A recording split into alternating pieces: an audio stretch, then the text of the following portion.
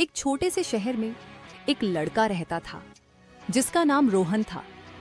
रोहन एक बुद्धिमान और जिज्ञासु लड़का था जो हमेशा नई और रोमांचक चीजों की तलाश में रहता था।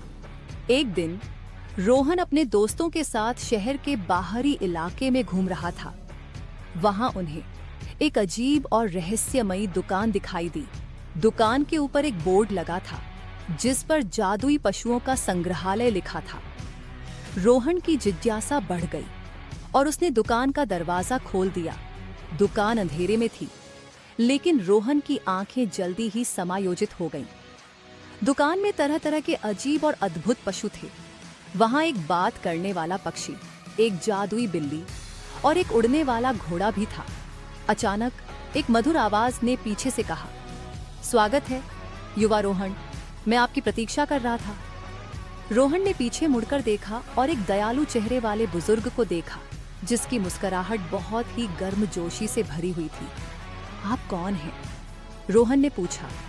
मैं जादुई पशुओं का संग्रहालय का मालिक हूँ, बुजुर्ग ने उत्तर दिया। और यह दुकान एक ऐसी जगह है जहाँ लोग जादुई पशुओं के बारे में सीख सकते हैं। रोहन की आंखें उत्साह से भर गईं। जादुई पशु? उसने दोहराया। बुजुर्ग ने सिर हिलाया। हाँ मेरे युवा मित्र, जादुई पशु वे होते हैं जो हमें जीवन के बारे में सिखाते हैं। वे हमें दिखाते हैं कि जीवन में कितनी सुंदरता और आश्चर्य हो सकता है। रोहन की जिज्ञासा बढ़ गई। मैं इन जादुई पशुओं के बारे में और कैसे सीख सकता हूँ? उसने पूछा। बुजुर्ग ने मुस्कुराते हुए कहा, मैं आपको एक विशेष पुस्तक दूंगा। इस पुस्तक में जादुई पशुओं के बारे में सभी जानकारी है।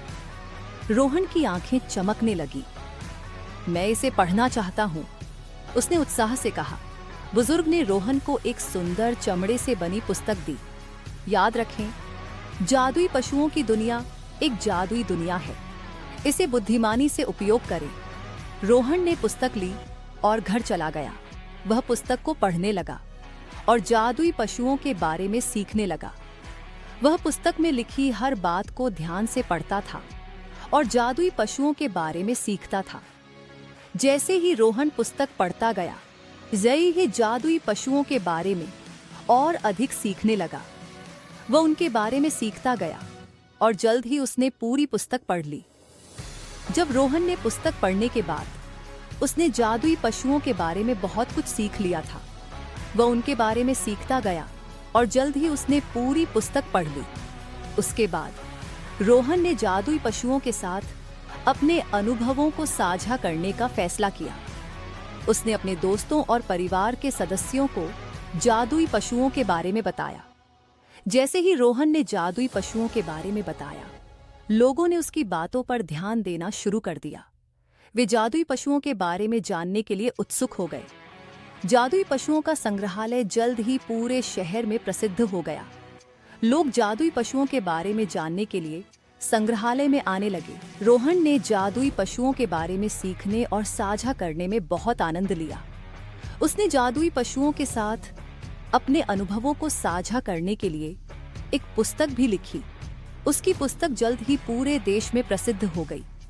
लोग जादुई पशुओं के बारे में जानने के लिए उसकी पुस्तक पढ़ने लगे। रोहन की कहानी जादुई पशुओं के साथ उसके अनुभवों को साझा करने की एक प्रेरणादायक कहानी है।